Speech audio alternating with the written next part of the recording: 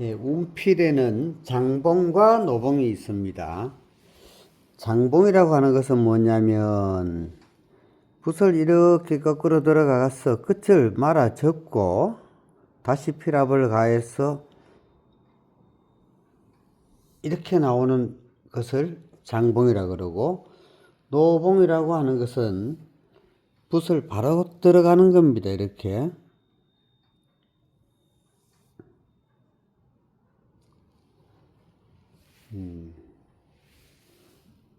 이게 장봉이고 노봉인데요. 우리가 되게 처음 붓을 대할 때 맨 처음 글씨를 쓰기 시작할 때 장봉으로 들어갑니다. 그렇게 하다 보니까 엄청 복잡합니다. 역입을 하고 장봉을 하고 필압을 가하고 다시 여기서 중봉을 만들어 가지고 이렇게나 몇 차 여러 단계를 거쳐야 됩니다. 노봉으로 할 때는 어떠냐? 바로 착 살짝 대어 가지고는 끝쪽으로 딱 밀어서는 그대로 그 탄력을 이어서 가면 되는 겁니다.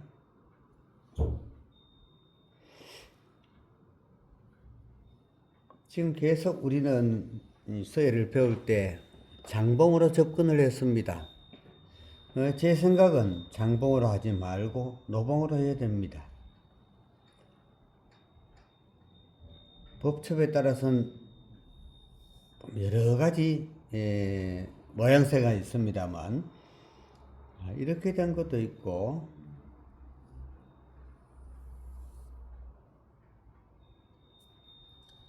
우리가 쓰는 법첩들은 소위 원본은 다시 얘기해서 비석글씨는 크기가 어느 정도였을까요? 한 글자의 크기가 이만큼 큰 획으로 씌어졌을까요? 아닙니다. 그죠? 여러한 붓으로 기껏 요만한 글씨입니다.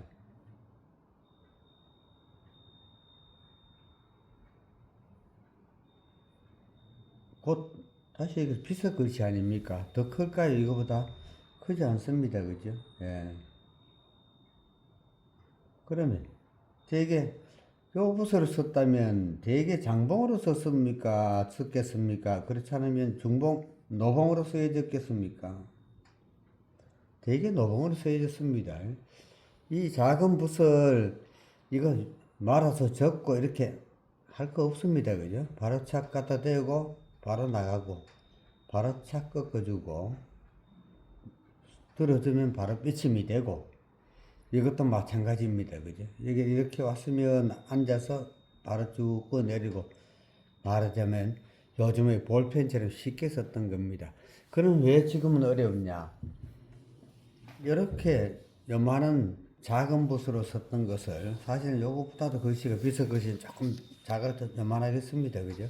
한 직경 3cm 정도 될까요? 큰 붓으로 쓰다 보니까 장봉도 나오고 여러 가지 어려운 서예 이론도 나오게 되는 겁니다. 그러면 물론 장봉도 할 줄 알아야 되고 또 장봉이 수입니다. 그러나 처음 접근할 때는 장봉으로 접근하면 훨씬 어렵고 노봉으로 접근해야 됩니다. 자, 그러면 우리 길령자에서 보면 이 첫 획을 가로획을 늑획 그래가지고 그냥 이렇게 가는 거로 저 밑에 이 획을 얘기합니다.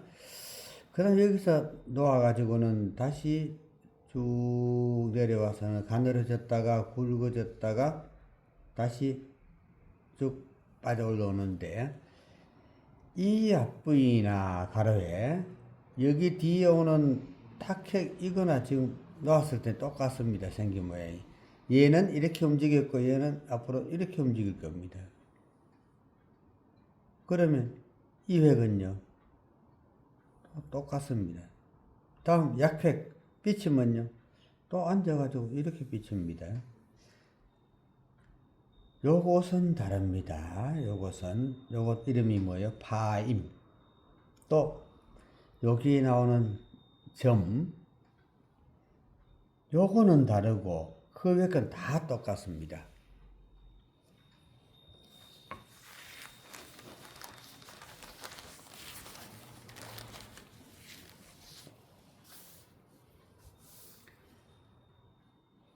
그냥 앉았다가 붓끝이 놓인 쪽으로 다시 놓인 붓끝을 향하여 한번 밀어주고 움직이면 되는 겁니다. 살짝 앉아가지고 붓끝이 놓인 쪽으로 밀면서 쭉 그냥 들어주면 됩니다. 이 약획은요, 똑같이 살짝 밀면서 쭉 들어주면 되는 겁니다. 방향만 다르고 다 똑같구나. 요건요, 이렇게 놓였습니까? 쭉 들어주고,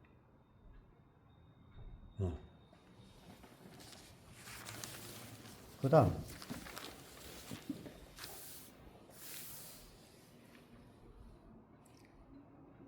이 갈고리, 한자말로 구획, 이렇게 앉아가지고 이렇게 비친 거나, 혹은 이런 것도 있습니까?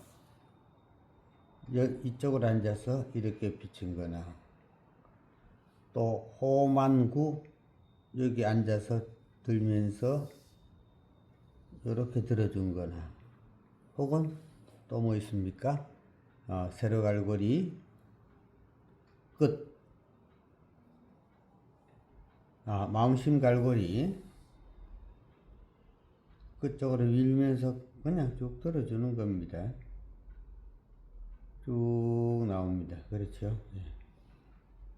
너무 지나치게 뾰족하지 않아도 됩니다. 자, 이러면 갈고리까지 다 나왔습니다. 예. 그러면 서예가 워낙 어렵습니다. 워낙 어려워가지고, 그러면 어떻게 하면 좀 더 쉽게 지도를 할 것인가 계속 고민을 해왔습니다. 노봉으로 들어왔어. 같은 계통 다 한꺼번에 가르쳐 버리고 그 뒤에 나오는 파임을 가르치면 되겠구나.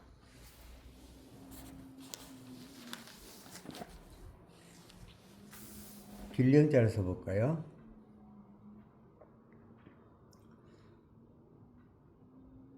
이등변 삼각형 좀 되게 가늘어졌다가 다시 굵어지고 천천히 들어주고 앉아서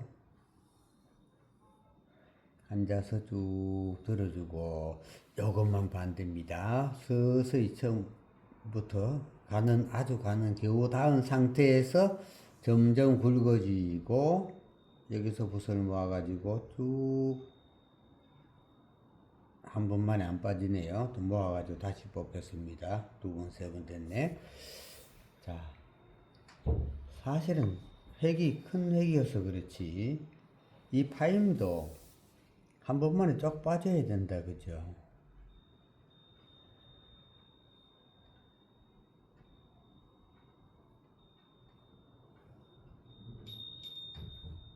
이렇게 해야 될 거 아닙니까? 근데 큰 붓으로 쓰니까 탄력이 이 작은 세필만큼 탄력이 없는 겁니다. 이 세필만큼. 그래서 중간에 멈춰가면서 붓을 모아가면서 뽑는 겁니다. 종이를 바꿔갖고요.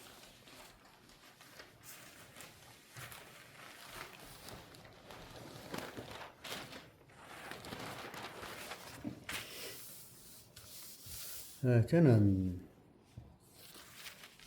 붓도 중국 붓을 직접 구입해서 씁니다. 되게 한국 붓은 좀 기단하고 이름하여 장봉이라 그러죠. 중국 붓은 이 정도로 이렇게 거의 길지 않습니다. 이 붓이 이 작은 붓과 성질이 닮았습니다. 그 쓰기 편하다는 얘기죠. 긴 틀을 가지고 움직이는 것보다는, 가늘고 긴 것보다는 굵고 짧은 것이, 중국 사람들 글씨 쓸 때 보면 막 유튜브에 빨리 막 안 씁니까? 그죠? 우리 긴 그 붓으로는 도저히 그렇게 빨리 못 써냅니다.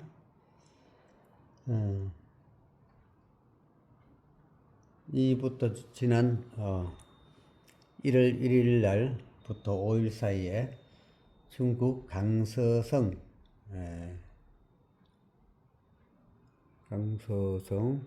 문창 시에서 구입해 왔습니다. 거기는 아주 그야말로 부수의 도시더라고요. 붓만 전문적으로 파는 시장이 있고 해서 사가지고 왔습니다. 자, 다시 자, 이제 길령자의 점 노봉을 해봅니다. 즉 하나 놓고, 두 번째는 요렇게 요것만 맞아 메우면 되는 겁니다. 다시 보자면 수평 비슷하게 붓을 놓고 쭉 들면서, 자, 대칭이 될 때가, 이등변 삼각형이 될 때까지 당겨서 여기 갖다 놓을까요? 먹은 이렇게 놓으면 됩니다. 막 어렵게 막 우리 필진도 그려 놓은 거 보면 막 이렇게 이상하게 많이 있는데, 간단히 하나 둘 들면서 돌아갑니다. 이렇게 하고, 길령자 하나 둘 돌아갑니다. 됐습니까? 여기서 말아 접어도 됩니다. 장봉으로. 그렇지 않고 바로 놔도 됩니다. 노봉으로. 여기서 바로 들어줍니다. 살며시 앉고 그쪽으로 살짝 밀었다가 들면서 앉아서 쭉 들면서 됐고, 살며시 앉아서 북구 쪽으로 밀면서 사실은 동시에 쭉 들어주는 겁니다. 요번에는 서서히 굵어지는, 아주 붓이 겨우 닿았다가 점점 굵어지고, 여기서는 나오는 데까지 뽑았다가 한 번 더 힘을 주고 이렇게 뽑고, 자, 이것이 이렇게 원추형을 이루어주면 됩니다. 이렇게.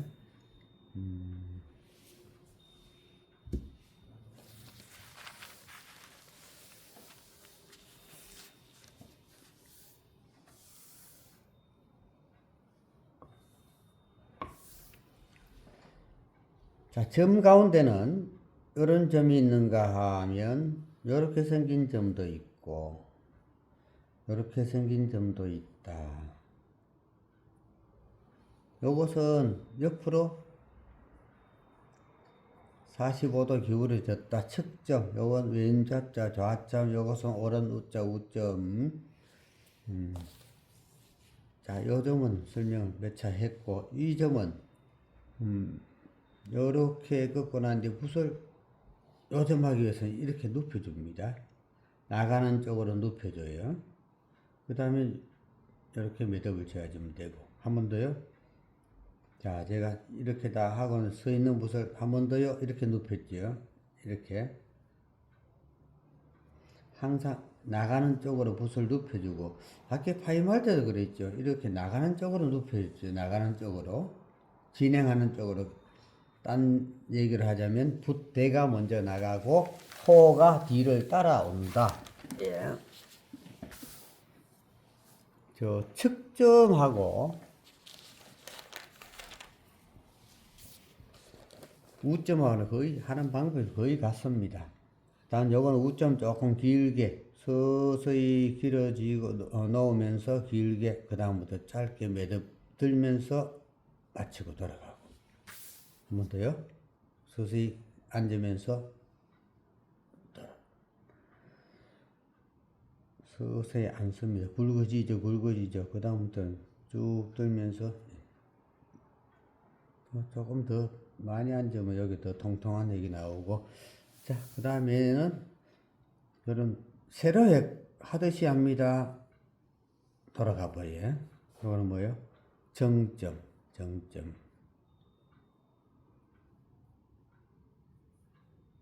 이마에 찍는 점.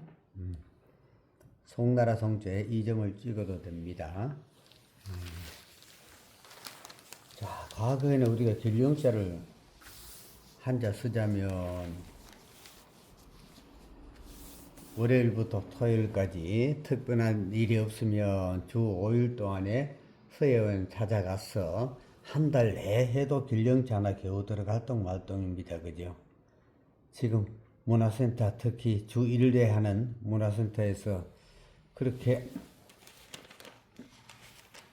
하면 한 학기 동안에 길령자 한자도 들어가지 못한다는 얘기입니다. 그러면 결국은 한번 배워가지고 일주일 쉬고 다 잊어버리고 와가지고 또 들어가고 또 배워서는 일주일 또 잊어먹고 이러면 한 학기 내해도 길령자 한자도 못 쓰거든. 그죠? 그러면 그만두게 된다고요. 중간에. 자, 그러면 다시 가로회. 자, 뒷부분은 지금 얘기하지 않겠습니다. 딱 밀어서 이렇게 맺고, 그 다음 또 가로획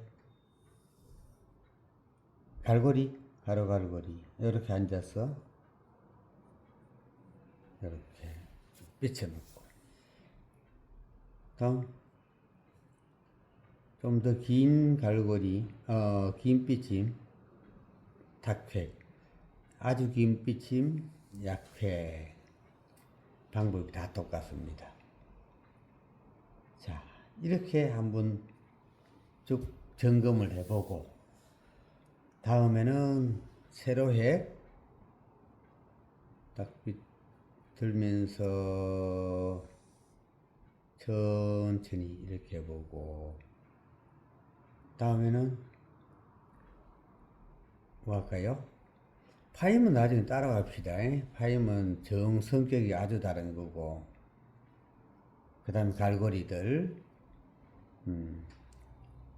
삐낄사, 사구, 이 삐낀 갈고리, 그 다음에 호만구, 이렇게 들어주고,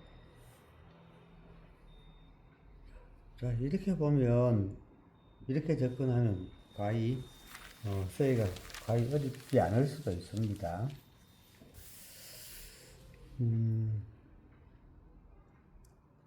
붓도, 저는, 요만한 이런 붓을 권합니다. 우리 제가 구입을 해가지고 한 7만원 정도, 좀 작은 것은 5만원 정도, 그렇게 판매를 하고 있는 붓입니다.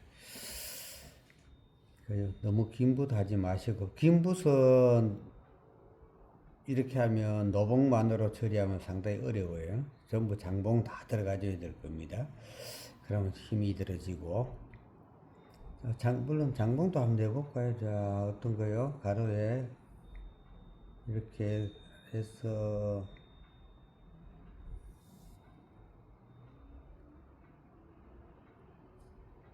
이거요? 이렇게 여기 장봉을 해서 자, 이러면 상당히 힘들어지고 어려워지는 겁니다. 그렇지만 나중에 할 줄은 알아야 됩니다. 이 사구 이렇게 거꾸로 들어가서 접어가지고 천천히 들어주면 되고, 자, 이렇게 쉽게 접근하는 방법. 오늘 여기까지 하겠습니다. 사진 한번 찍어 볼까요? 전체 한번 볼까요? 예.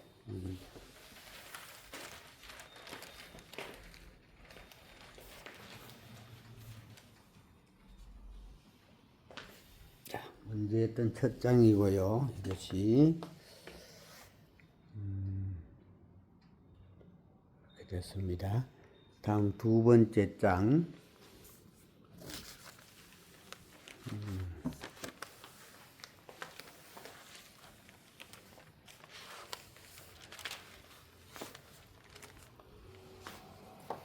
이렇게 저는 이렇게 자연스럽게 수업을 하면서 그냥 일반 수업 방식으로 하겠습니다. 그냥 딴 편집도 없고 양해해 주시기 바랍니다.